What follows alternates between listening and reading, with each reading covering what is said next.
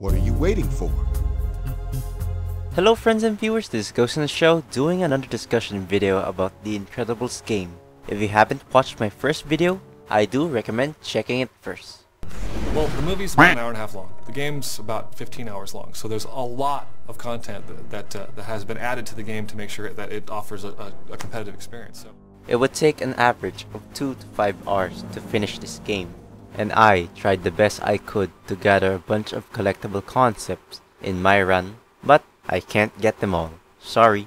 There is the PC/console version, which was developed by Heavy Iron Studios and Geonosis. Then there's the Game Boy Advance, which was developed by Helix, and both were under the publication of THQ, which had the license and partnership with Disney that would allow THQ to publish Disney/Pixar games. The Incredibles game can be categorized as a beat-em-up, platformer, a runner game, a stealth game, and bullet hell. way, shape, or form, there are places in the film where they might spend a little bit of time, and we're spending a lot of time. So for instance, maybe a 30-second scene in the film might be a 13-minute level in the game. So You see, starting in this scene to here is around 15 seconds of screen time for Elastigirl. Then we get a dedicated level for her in the game, which is very nice. And then the developers did add a different vibe for the game, one that was far from the beat-em-up levels that we previously endured. This suburban setting is only seen in certain parts of the movie. We also get to see Syndrome's facility, as well as the Nomadison Island, and of course, parts of Metroville and downtown. For the developers, you gotta understand that this game was released the same year as the movie. So of course, the creative art team of the game would go to Disney and Pixar and ask approval if this level or character design is good enough. And overall, it was a game that didn't have much bugs or glitches, but it was also not that much outstanding. I did mention earlier that there are collectible concept arts from both the game artists as well as the creators from Disney and Pixar. Now, let's move on to the music.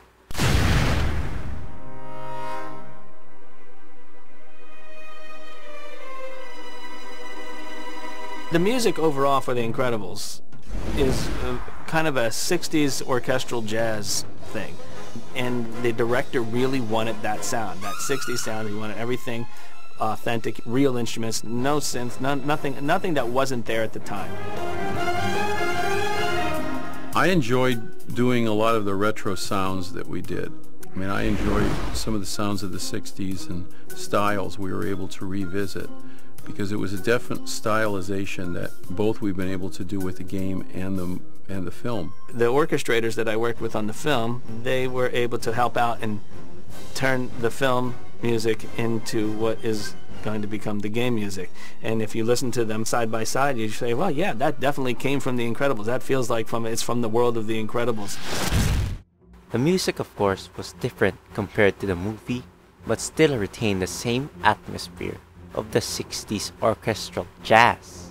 I would also like to mention Rings of Geonosis. If you ever want to listen again to your childhood game's soundtrack, this is the channel to listen to.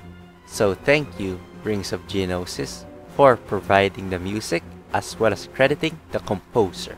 Do check out their page, I will be linking it in the description, as well as the playlist of the soundtrack of the Incredibles game. The only music from the movie that was included in the game was Michael Giacchino's Glory Days.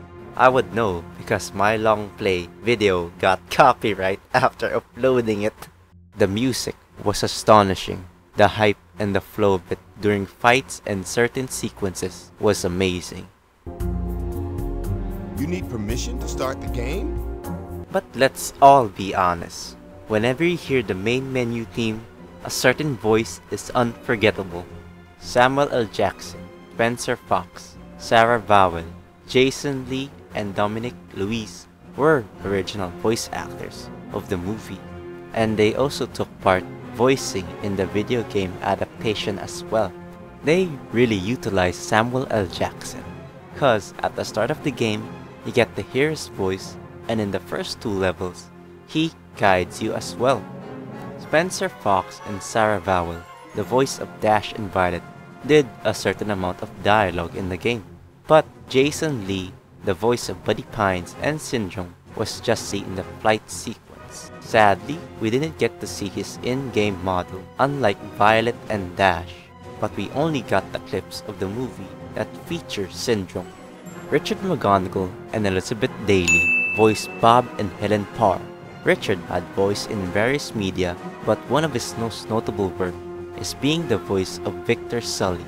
Then, for Elizabeth Daly, she had voice in various shows and games as well. I actually noticed during stream that Elastigirl sounds kinda like Rudy Tabooty from Chalk Zone.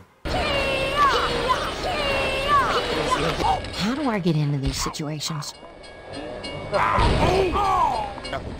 Snappy! She is also the voice of Buttercup and Tommy Pickles as well. My gripe with the voice acting is that the audio is being overused. The music suddenly goes slow, and Mr. or Mrs. Incredible does a remark about physical physique. Fighting bad guys is fun, and I don't even exercise. I must be out of shape. I gotta get in shape. It happens like every 10 or 20 seconds. It is most notable during the fight with the Omni Droid. There is only a default difficulty in the game, and the enemies get tougher as you progress in the story, and the platformer gets bullshittier as well. But enough about my thoughts. What do critics think about the game? I could only find one review of the 2004 Incredibles game, and the rest were the Legos Incredible.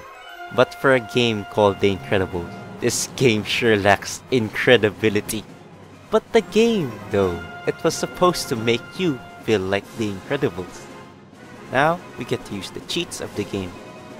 The cool thing is that the developers added a cheat feature to make the game more interesting. There are various cheats that you can input, and it can make you shoot lasers, can defeat enemies with just one punch, make the game speed up, make it easier, make your head larger or smaller, and my personal favorite, disabling the camera inverted mode. You can check out the cheat sheet below. I have linked them in the description. Do hope you guys enjoyed this video. Doing this was kind of troubling, but in the end, it was worth it. And if you guys would like to see more of my content, the link to my other social medias are in the description. Thank you for watching. Until the next show.